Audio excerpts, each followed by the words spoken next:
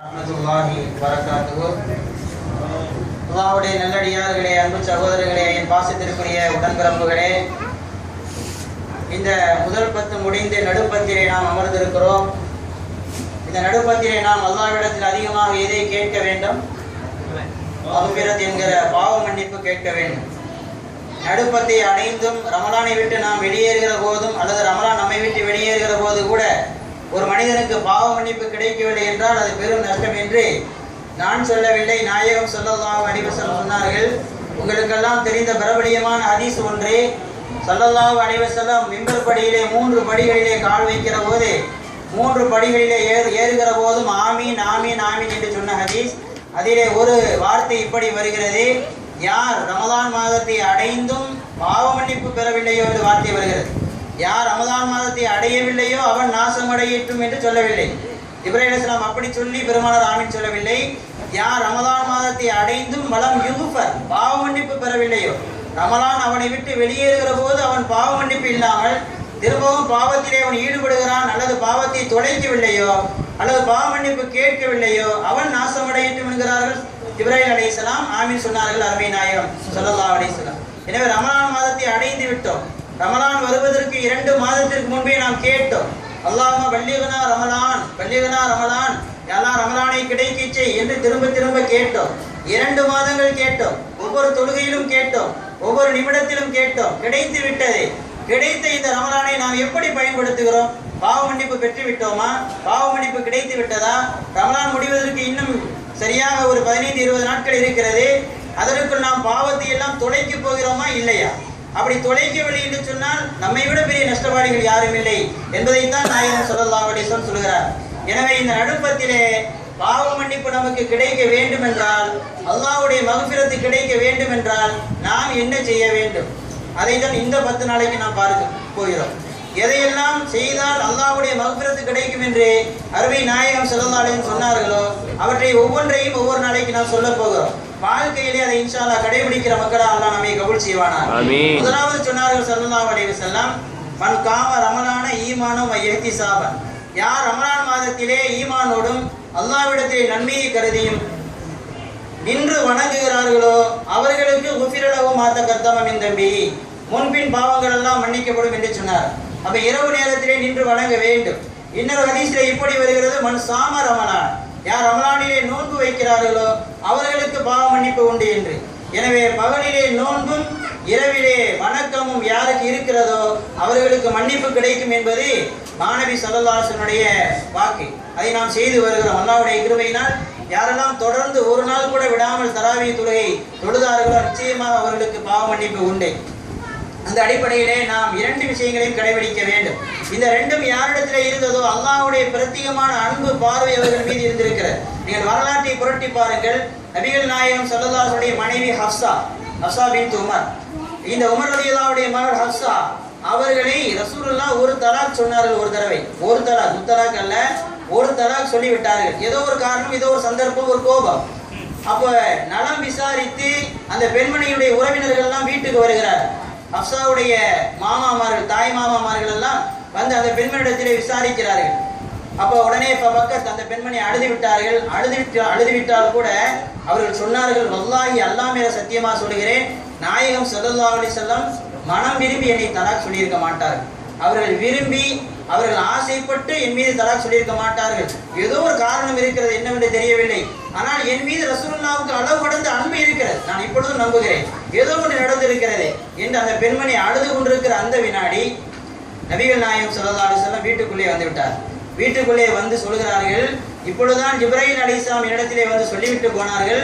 அல்லாஹ் அறிவித்தானாம். அல்லாஹ் என்ன சொல்கிறான்? ராஜி ஹஃப்ஸா, நாயகமே ஹஃப்ஸாவை திரும்ப அழைத்துக் கொள்ளுங்கள், திரும்ப சேர்த்துக் கொள்ளுங்கள், தலாக்கை முறித்து நீங்கள் திரும்ப சேர்த்துக் கொள்ளுங்கள். காரணம் என்ன தெரியுமா? பைன்னஹா கவ்வாமா சவ்வாமா, 2 பட்டத்தை கொடுத்து அல்லாஹ் அனுப்புகிறான். யாருக்கு? ஹஃப்ஸாவுக்கு.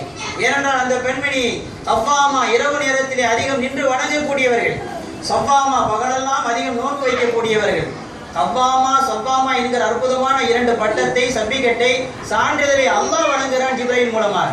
நாயகமே நாயகத்திற்கு அல்லாஹ்வே பெயர் சொல்லி அனுப்புகிறார். ஹப்ஸாவுடைய பெயரை சொல்லி ஜிப்ரைல் வந்து சொல்லிவிட்டு போகிறார். யாருக்கு கிடைக்கும் இந்த பாக்கியம்? வேற சொன்னார்கள் ஜிப்ரைல் அலைஹிஸ்ஸலாம், ஃபைன்னஹா ஸௌஜத்துக ஃபில் ஜன்னah.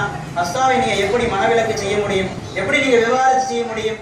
சொர்க்கத்தில் கூட அந்த பெண்மணி உங்களுக்கு ஜோடி ஆயிற்று, சொர்க்கத்தில் கூட உங்களுக்கு அவர்கள் மனைவி ஆயிற்று, நீங்கள் எப்படி அவர்களை விவாகரத்து செய்ய முடியும் என்று ஜிப்ரைல் அலைஹிஸ்ஸலாம் அல்லாஹ் கேட்டுக்கொண்டதாக சொல்கிறார் என்று சொன்னால், அல்லாஹ்வே ஒரு பெண்மணியுடைய பெயரை சொல்லி சலாம் சொல்லி அனுப்பி அல்லாஹ் 2 பட்டத்தையும் கொடுத்து அனுப்புகிறான் என்றால் எவ்வளவு பெரிய பாக்கியம்! இந்த பாக்கியம் எப்படி கிடைத்தது? சப்பாமா கபாமா 2 தன்மை இருந்தது. இரவிலே நின்று வணங்கினார்கள், பகலிலே நோன்பு வைத்தார்கள். நோன்பு வைத்த நிலையில் தான் அவர்கள் மரணித்து போனார்கள் என்பது வரலாறு. ஹப்ஸானாகி அதிகமாக நோன்பு வைப்பார்கள், நோன்பு வைத்த நிலையில் தான் அவர்கள் மரணத்தை தழுவினார்கள். பெரிய பாக்கியம் அல்லாஹ் அவர்களுக்கு கொடுத்தான். நோன்பு வைத்த நிலையில் மரணிக்க வேண்டும் என்று விரும்பியவர்கள் உலகத்தில் ஏராளம் ஏராளம். அவர்களெல்லாம் அல்லாஹ்விடத்தில் மிகப்பெரிய அன்பை பெற்றார்கள். உஸ்மான் இப்னு அஃபான் ரலியல்லாஹு அன்ஹு சம்பவம் ரொம்ப உருக்கமான சம்பவம். உஸ்மான் ரலியல்லாஹு தஆலா அவர்கள் நோன்பு வைத்திருக்கிறார்கள். வீட்டை கலகக்காரர்கள் புரட்சிக்காரர்கள் வீட்டை முற்றுகையிட்டு விட்டார்கள். எந்த நேரமும் உள்ளே நுழைந்து உஸ்மானை கொலை செய்து விடுவார்கள். அந்த கொலை வெறியோடு ஆயுதத்தோடு உஸ்மானுடைய வீடு முற்றுகையிடப்பட்டிருக்கிறது. உஸ்மான் வசமாக வீட்டுக்குள்ளே மாட்டிக்கொண்டார்கள். மனைவி மட்டுமே உள்ளே இருக்கிறார்கள். எந்த உணவையும் உள்ளே விடவில்லை அந்த கலகக்காரர்கள். ஒரு உணவு உள்ளே போகாது, அங்கிருந்து ஒரு ஜாமான் வெளியே வராது. கடுமையான முற்றுகை.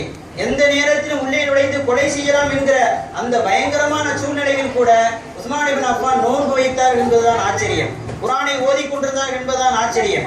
அப்ப நோன்பு வைக்கிறார்கள். நோன்பு வைத்தவுடன் பார்த்தால் அந்த பெண்மணி அவருடைய மனைவி பார்க்கிறார்கள், நோன்பு திறக்க வீட்டிலே ஒன்றுமில்லை, எல்லாம் முடிந்து விட்டது.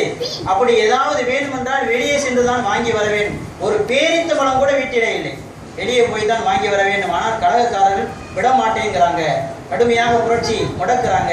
என்ன செய்வது என்று அந்த பெண்மணி கண்ணீரோடு சொன்ன போதே உஸ்மான் ரலியல்லாஹு சொன்னார்களாம், கவலை வேண்டாம் கண்மணியே, ஏனென்றால் இன்று இரவுதான் அருமை நாயகம் ஸல்லல்லாஹு அலைஹி வஸல்லம் அவர்களும் அருமை தோழர் அபூபக்கர் உமர் ரலியல்லாஹு 3 பேரும் என் கனவிலே வந்தார்கள்.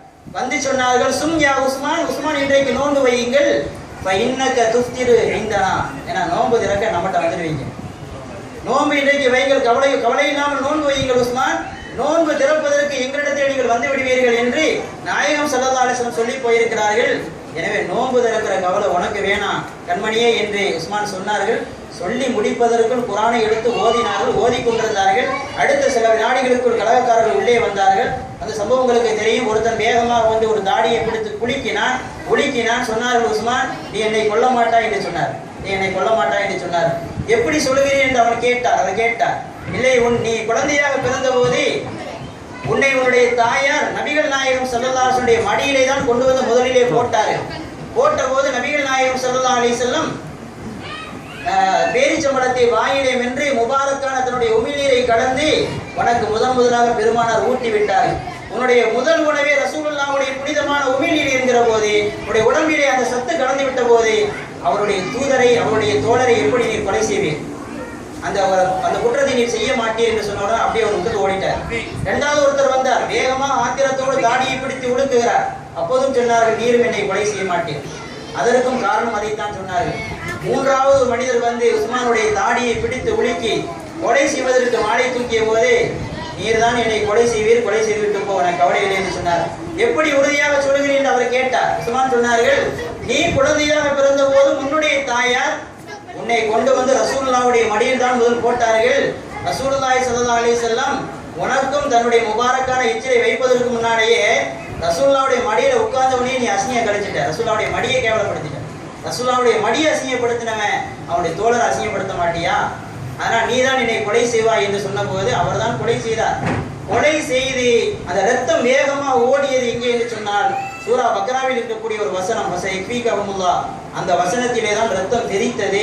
இன்றைக்கும் உஸ்மானுடைய அந்த குர்ஆன் இரத்த கரையோடு புனித ஷஹாதத்தின் தன்மையோடு மியூசியத்திலே பாதுகாப்பாக வைக்கப்பட்டிருக்கிறது என்று சொன்னால், பெருமக்களே அற்புதமான வரலாறு. நோன்பு வைத்திருந்தார்கள், நோன்போடு சென்றார்கள், நோன்பு திறப்பதற்கு அங்கே சென்று விட்டார்கள் என்று சொன்னார். யாரெல்லாம் நோன்பு வைப்பதை அதிகம் விரும்புகிறார்களோ, நோன்பையே வாழ்க்கையாக கொண்டவர்களுக்கு ஒன்று அல்லாஹ்விடம் இருந்து பட்டம் வருகிறது, பாராட்டு வருகிறது. இல்லை என்று சொன்னால் அருமை நாயகம் ஸல்லல்லாஹு அலைஹி வஸல்லம் மூலமாக வாழ்த்து செய்தி வருகிறது. எனவே அந்த வாய்ப்பும் நமக்கு கிடைக்க வேண்டும் என்றால் வாழ்க்கையை நாம் அதிகமாக நோன்பு வைக்க வேண்டும். வாஹித் தவான் அல்ஹம்துலில்லாஹி ரப்பில் ஆலமீன். அஸ்ஸலாமு அலைக்கும்.